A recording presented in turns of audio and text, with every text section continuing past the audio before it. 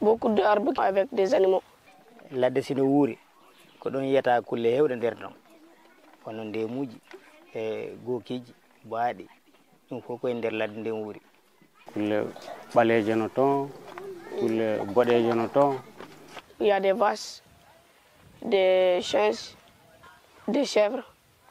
Les crocodiles, les caméléons, les scorpions. Les lions, des insectes, les criquets, les lapins, les serpents, les poissons, les tortues, les oiseaux.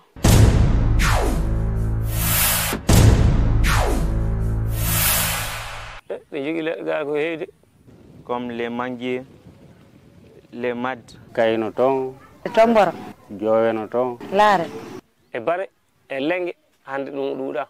jaɓɓe, caleeje kaareeje njane no toon, boye, duukiije no toon. ɗum ko wiyete gumbambeeje.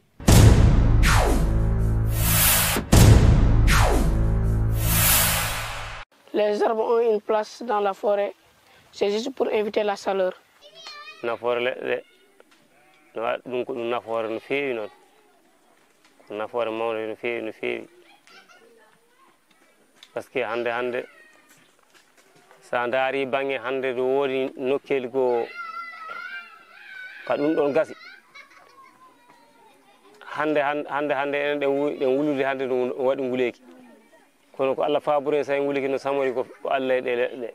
leggal si waɗi ɗowdi no waɗi nafoore no yarata ka ladde ni joni ari e ley leggal a fawtoto sabuna ɗan ndiyan toɓayɗan leggal ma ngal ala toɓo ngon no manka si ɗum ɗo gayni wule ɓurani sa ƴeewi hande to bange wiyete to bange sara to ene ga e wulde hande ko toon ɓuri wulde. C'est l'arbre qui nous apporte de la pluie, de l'air. S'il y a beaucoup de soleil, c'est juste pour éviter la chaleur. Et protéger de la poussière. Parce que s'il y a beaucoup d'arbres, on ne va pas avoir la poussière. a nder leɗɗe bolle mawɗo no maro hen ɗum soppama ɗe eggay.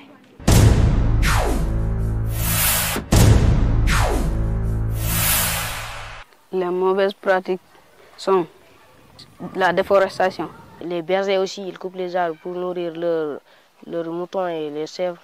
L'augmentation des émissions de gaz à effet de serre dans l'atmosphère par diverses sources, l'industrie, les transports, l'agriculture, et qui cause l'augmentation des températures dans l'atmosphère. Feux de brousse. Les cultivateurs, pour faire un champ, ils vont brûler avant de cultiver pour que ça va être propre.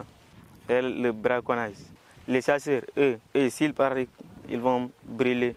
Woɓɓe noon ko jumoɓe so ya yeehi jummugol ya sunni joni ya jumi ha pari acciri ɗo yiite nge hendu ndun ari no immade mawɓo yaka ñappoyo ka huuɗo imma suma ladde nde. Ladde nde sumi ndiyam ŋakkay enen e hoore men en heɓata sore sa yi koɗo no ɗaɓɓita e ɗowdi ko ɓayi leggal ngal no wilti ɗo no ɓuuɓi ɗum sa yi mbiɗa rendi ɗo ni na ɗum min wontano ɗo. So tawi ladde sumi gayni ko wonno dabbude ɗen jooɗi ɗe ndaara e ndaarano sabu fi ɗe jogii daabaji ko ñaamata en calculano fi wondema koyen heesoɓe huuɗo e jooɗi tun.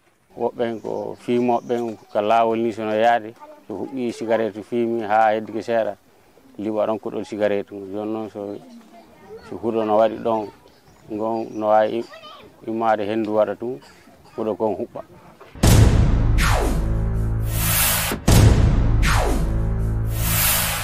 En forêt, dans les Alpes, en montagne, les effets du changement climatique se font ressentir, puisqu'il y a certaines espèces dont la mortalité augmente, les sapins, les épicéas.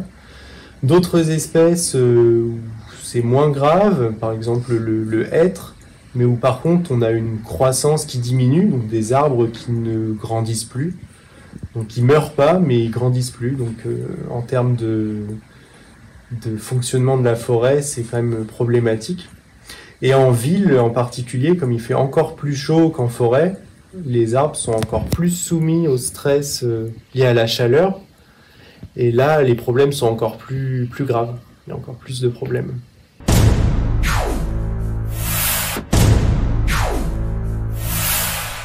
Les bonnes pratiques, ce sont les reboisements, la protection de la forêt, laisser les lieux publics propres. Ne pas brûler et ne pas couper des arbres. La forêt, c'est très important pour nous. Nous, les êtres vivants et les animaux, c'est vraiment important parce que ce sont les arbres qui nous apportent de l'air pour respirer. Et on peut aussi atténuer le réchauffement climatique puisque les arbres captent le carbone, donc le CO2 de l'air. Donc le fait d'accroître le nombre de plantations, ça peut contribuer à stocker du carbone, à réduire la cause même du réchauffement climatique, à savoir l'augmentation du CO2 dans l'atmosphère. Jomum anda hay si awri a soppa ngesa ida wawi kerde ber gesa berko remata ko soppa ber dum don ko heddi ko ngara yite ngem fejjani ke ngesa ma do. Pour moi, en tant que gestionnaire des arbres de la métropole, la solution, ça va être de planter plus d'arbres pour rafraîchir la ville déjà et que ce soit plus vivable pour ses habitants. Si on sort en récréation pour qu'on puisse avoir là où on s'assoit, on va arroser, entretenir et sécuriser. Et au niveau de l'arbre, il faut choisir des espèces qui sont bien résistantes à la sécheresse, à la chaleur, pour éviter d'avoir des problèmes de mortalité. On va sensibiliser la population pour éviter les feux de brousse et la déforestation. Si nos grands-parents avaient coupé ça, on ne va pas trouver ça.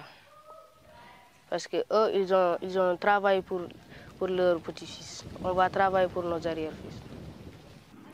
Rien gol ladde nde koye ndaray ɓe sunnoɓe ladde aritemɓe soppoɓe ladde aritemɓe par ce que waɗani en caɗele ka ladde minen ni ko ɓaytum ala komin wawi e maɓɓe de soppoɓe ladde ɓe ay min ala doole e maɓɓe ɓay sa wi goɗɗo wata soppuɗo wima a jeeya ɗo ko Sénégal ni ɗen woyi ɗen fota to darodi ɗon o yeehi ka laamu ɓe wima a toñi a ala kaydi ka wiɗamo wata soppuɗo ɗum ko laamu ngun tu wawata en wallitade.